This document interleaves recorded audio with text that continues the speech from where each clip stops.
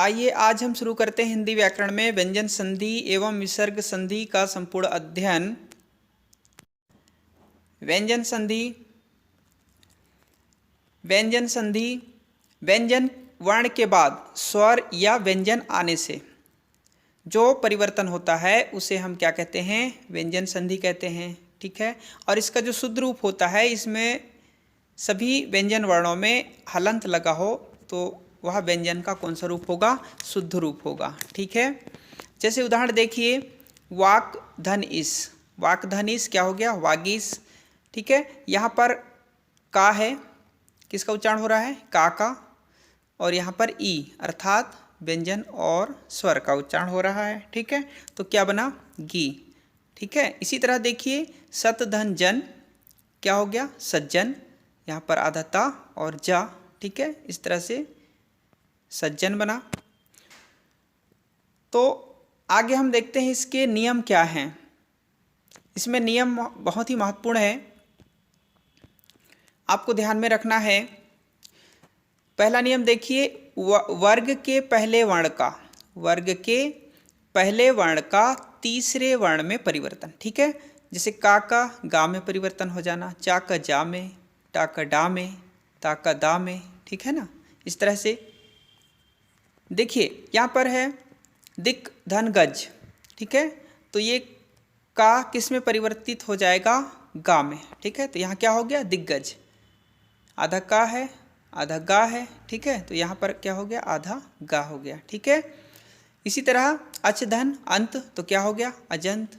सट धन आनन, सडानन। ठीक है। आगे हम इसी तरह उदाहरण देख सकते हैं। सत धन भावना। ठीक है। ता का किस में बदल जाएगा? ता था दा, तीसरे वर्ण में, तो दा हो गया है ना, सद्भावना। ठीक है। पाका बाम होना, तो सुप धन अंत, तो क्या हो गया? सुबंध। ठीक है ना। पाका बा में परिवर्तन है ना। अब यहाँ पर देखिए, आधा पा है और यहाँ क्या है? आ है। तो जब पा और आ को मिला देंगे तो बा का निर्माण होगा। ठीक है ना। दूसरा नियम इसका देखिए, वर्ग के पहले वर्ण का पांचवें वर्ण में अर्थात पंचम वर्ण में परिवर्तन। ठीक है। यदि वर्ग के पहले वर्ण, ठीक है ना, क च ट त प, ठीक है, के बाद न या मा आए, है ना, हलंत लगा हुआ है, न या मा आए, तो प्रथम वर्ण पंचम वर्ण में बदल जाता है। प्रथम वर्ण किस में बदल जाता है? पंचम वर्ण में। देखिए एक उदाहरण, जैसे आधा का अंगा में परिवर्तन। ठीक है ना। तो जैसे वाक धनमय, तो क्या हो गया? वांगमय। ठीक है। का अंगा में हो गया है ना। टा का अणा में, तो सट धन मुख, सम्मुख। ठीक है। ता का ना हो जाना, यहाँ आधा ना है। ठीक है। तो तत् धनमय।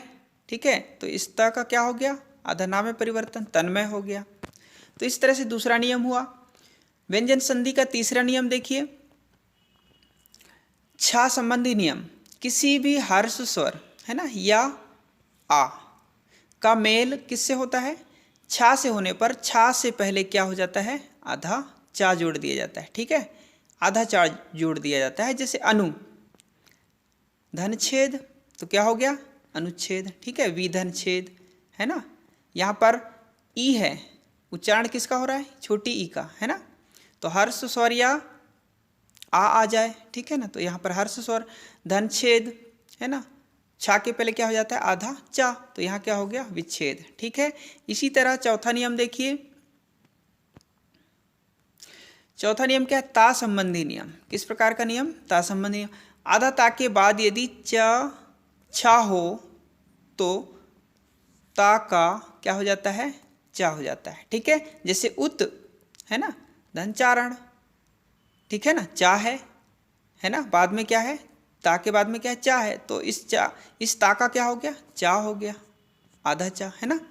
उच्चारण जगत धन छाया, जग छाया हो गया। ठीक है। इसी तरह इसका अगला नियम क्या है? आधा ता के बाद यदि ज और क्या हो? झा हो, तो ता का क्या हो जाता है? ज हो जाता है। जैसे सत, है ना, यहाँ पर जा है, ठीक है। तो इस ता का क्या हो गया, जा हो गया, सज्जन, ठीक है ना। अगर झा होता तो क्या हो जाता, तो भी जा होता, ठीक है। इसका तीसरा नियम देखिए, ता के बाद यदि टा और डा हो तो ता क्रमशः ट और डा में बदल जाता है, ठीक है। जैसे वृहत घंटी का टा है ना, तो ये ता किस में बदल जाएगा, टा में बदल जाएगा। यहाँ टा है तो टा में बदल जाएगा, ठीक है। और यहाँ डा है तो डा में बदल जाएगा, ठीक है ना। उत धन डैन, उड्डयन, ठीक है। अगला इसी में देखिए,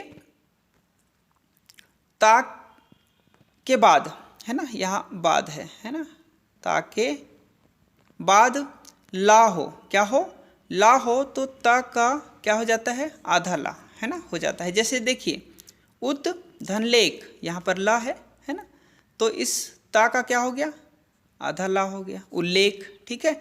इसी तरह अगला नियम इसका देखिए, आधा ता के बाद यदि सा हो तो ता का क्या हो जाता है, चा, और सा का क्या हो जाता है, छा। इसको ध्यान में रखना है। देखिए जैसे उत है ना, धन श्वास, ठीक है। तो इस ता का क्या हो गया, ये आधा चा हो गया, और इस सा का क्या हो गया, छा हो गया, ठीक है ना। अब चूंकि यहाँ पर आधा सा है इसलिए यहाँ पर हमने क्या लगाया, हलंत लगाया, ठीक है ना।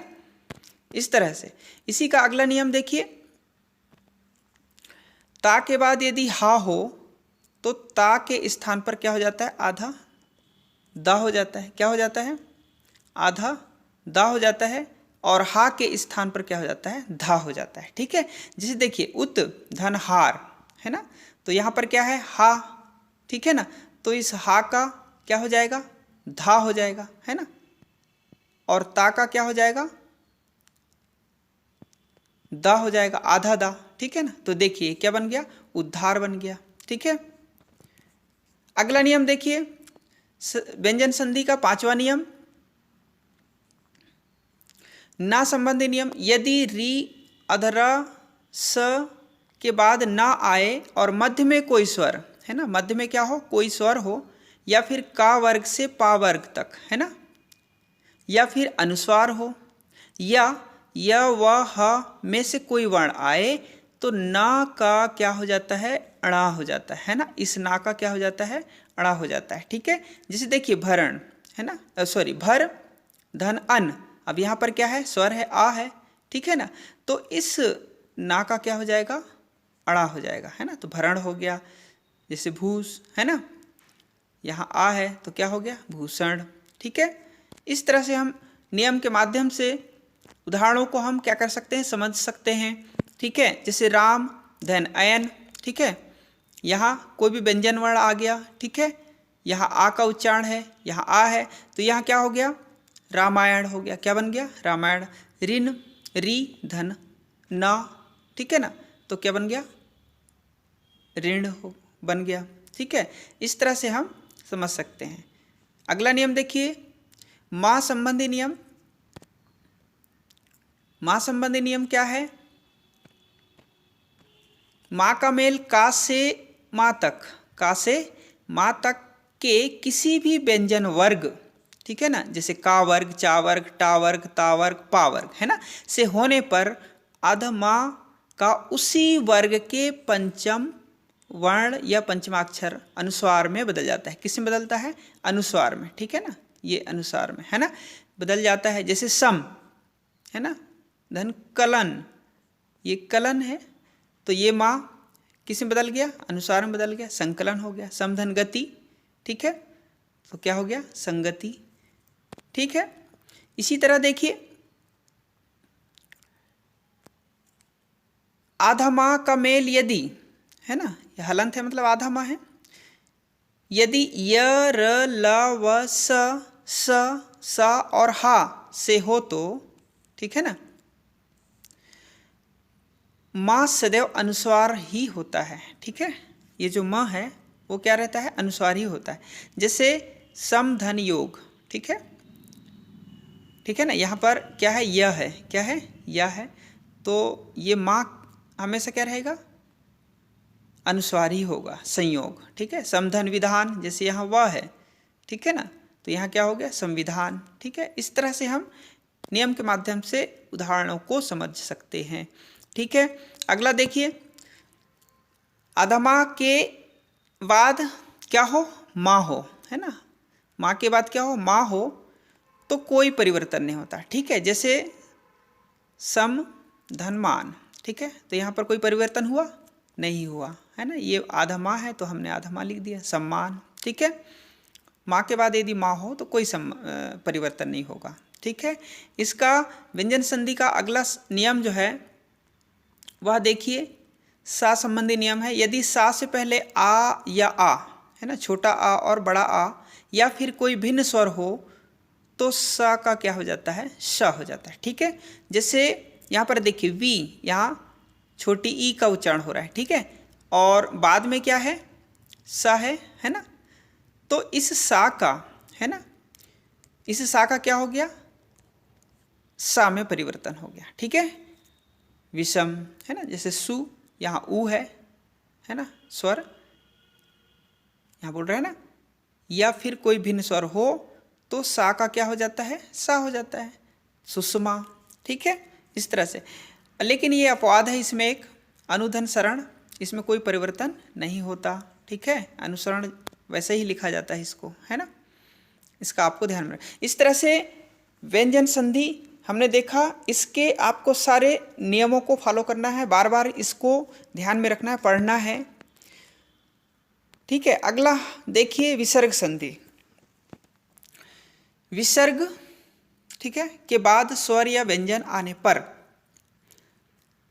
जो विकार या परिवर्तन होता है उसे हम क्या कहते हैं, विसर्ग संधि कहते हैं। ठीक है, जैसे मन, यहाँ विसर्ग है, के बाद स्वर या व्यंजन बोल रहा है तो यहाँ क्या है, व्यंजन है। ठीक है, हा, है ना, जो परिवर्तन होगा उसको हम कौन सी संधि बोलेंगे, विसर्ग संधि। तो देखिए मनोहर, है ना, मना धनहार बराबर क्या बना, मनोहर।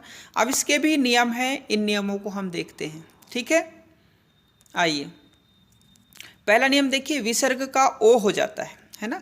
यदि विसर्ग के पहले आ हो, क्या हो, आ हो, और बाद में क्या हो, आ, अथवा प्रत्येक वर्ग का, है ना, प्रत्येक वर्ग का तीसरा, चौथा और पांचवा, या फिर य, र, ल, व, हा हो तो विसर्ग का क्या हो जाता है, ओ हो जाता है। ठीक है, जैसे देखिए मनः, यहाँ विसर्ग है, इसके पहले क्या है, आ है ना, आ का उच्चारण हो रहा है, नाम में किसका उच्चारण हो रहा है, आ का।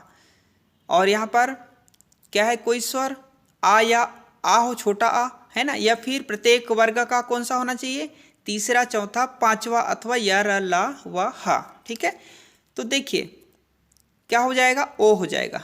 मनः धन अनुकूल तो क्या हो गया, मनोनुकूल। ठीक है, इसी तरह उदाहरण देखिए, अध, यहाँ पर आ का उच्चारण हो रहा है, गति, ये तीसरा वर्ग का, वर्ग का तीसरा वर्ण है ना, क, ख, ग। ठीक है, तो भी क्या होगा, ओ हो जाएगा, अधोगति। ठीक है, मनः धन योग तो क्या होगा, मनोयोग। ठीक है, लेकिन अपवाद हैं, ऐसे ही कुछ बहुत से आप उदाहरण देख सकते हैं। ठीक है, मैं समझाने के लिए केवल दो दो उदाहरण, एक एक दो दो उदाहरण मैंने लिए हैं। पुनः एवं अंतः में विसर्ग का रा हो जाता है, यह अपवाद है, इसको ध्यान में रखना है। जैसे पुनः धन जन्म, है ना, तो इस विसर्ग का क्या हो गया, ये रा हो गया, पुनर्जन्म। अंतः धन ध्यान तो अंतर ध्यान। ठीक है, इस तरह से। विसर्ग का दूसरा नियम देखिए,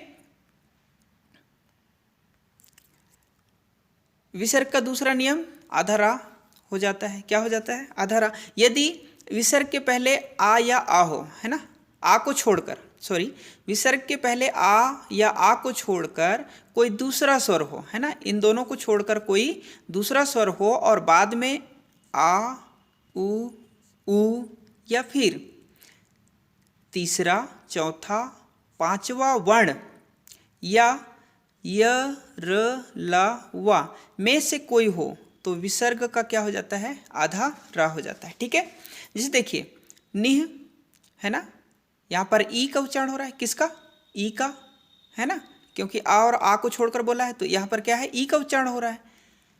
और आशा, ठीक है, कोई दूसरा स्वर हो, आ, उ, है ना, या फिर तीसरा, चौथा, पांचवा वर्ण, है ना, या फिर य, र, ला, वा में से कोई हो तो यहाँ पर आ है तो क्या हो जाएगा, निराशा, है ना।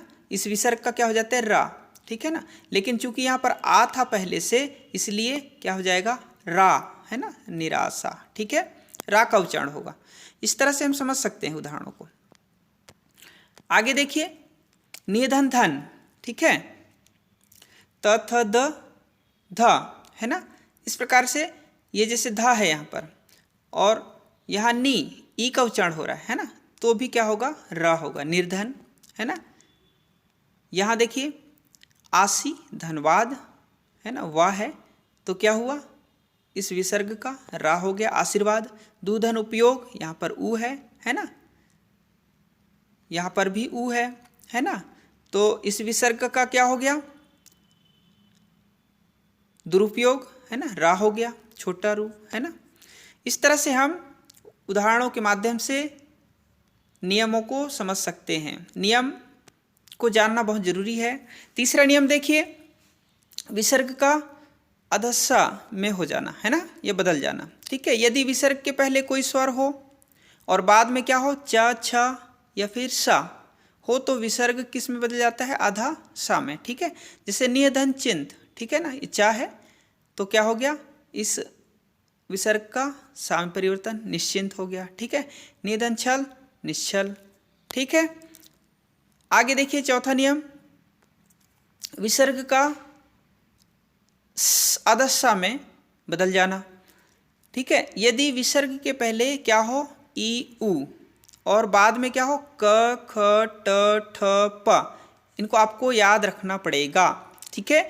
और फा में से कोई वर्ण हो तो विसर्ग का क्या हो जाता है, आदस्सा हो जाता है ना। जैसे निह, यहाँ ई का उच्चारण हो रहा है, ठीक है। इसमें किसका उच्चारण हो रहा है, ई का।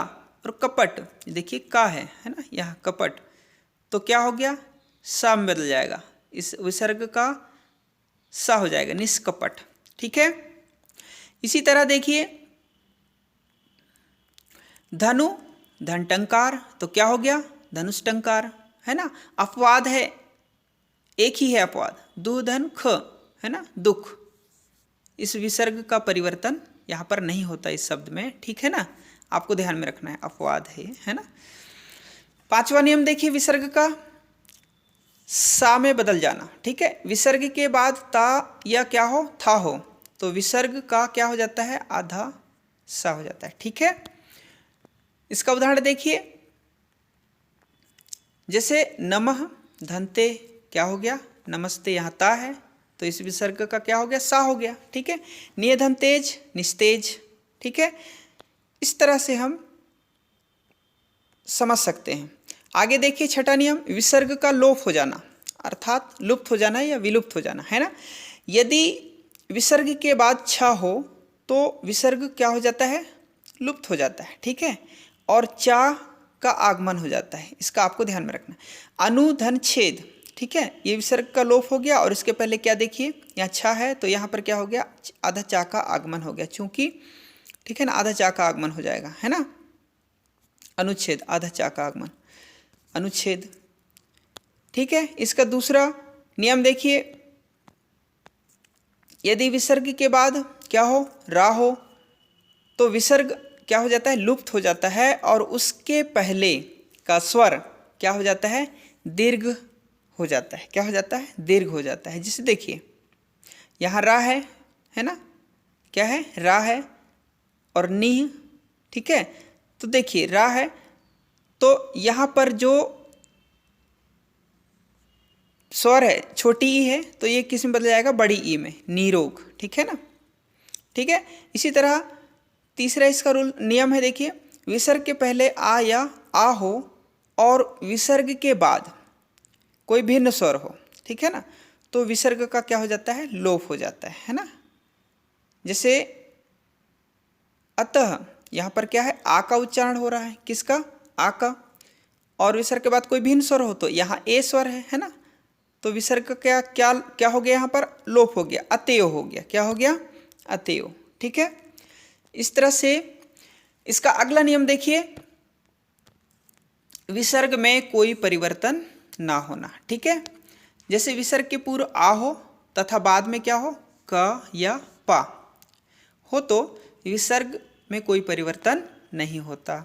ठीक है, जैसे प्रातः, यहाँ पर आ का उच्चारण हो रहा है, काल मतलब क है ना, तो इस विसर्ग में कोई परिवर्तन नहीं होगा और क्या बनेगा, प्रातः काल। ठीक है, इसी तरह अध धनपतन, यहाँ पा है यहाँ आ है तो अधपतन, इसमें भी कोई परिवर्तन नहीं हुआ। ठीक है, अपवाद है, देखिए नमः धन नमः एवं पुरः में विसर्ग क्या हो जाता है, अधसा हो जाता है, इस बात का ध्यान में रखना है। जैसे नमः धन कार है ना, तो बराबर क्या बन जाएगा, नमस्कार। ठीक है, सा हो गया, यहाँ सा हो गया। इसी तरह पुरः धनकार पुरस्कार हो जाएगा, है ना। इस तरह से हम व्यंजन संधि और विसर्ग संधि को नियमों के माध्यम से समझ सकते हैं। इनको अच्छी तरह से जानने के लिए, समझने के लिए आपको सारे नियमों को क्या करना है, फॉलो करना है, बार बार ध्यान में लाना है। दोस्तों, आपको समझ में आ गया होगा। चैनल में बने रहने के लिए आप सभी का बहुत बहुत धन्यवाद।